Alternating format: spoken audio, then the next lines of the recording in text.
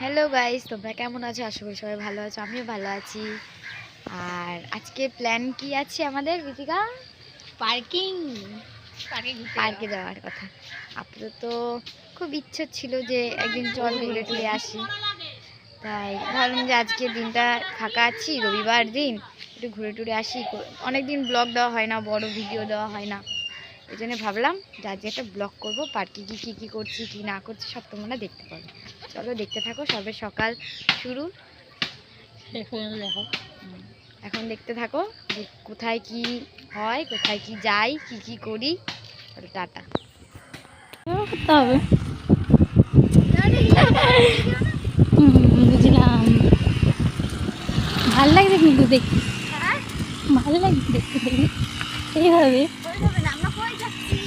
আমরা ঘুরতে যাচ্ছি, চলো যাই। আমরা দুজন মিলে যাচ্ছি, তাই তো।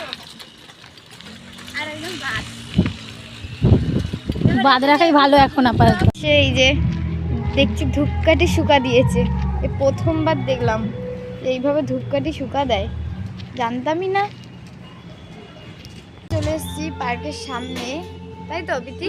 এখানে লাইট আসছে না, এদিকে এদিকে। তো দেখতেই পাচ্ছ আমরা পার্কের সামনেই আছি, আপাতত এখন খোলেনি, দেখি কতক্ষণ লাগে, দেখতে থাকো। চলো।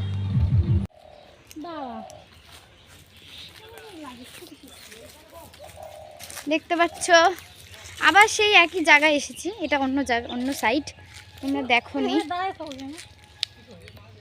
চলো দেখতে থাকো, আরো দেখাচ্ছি।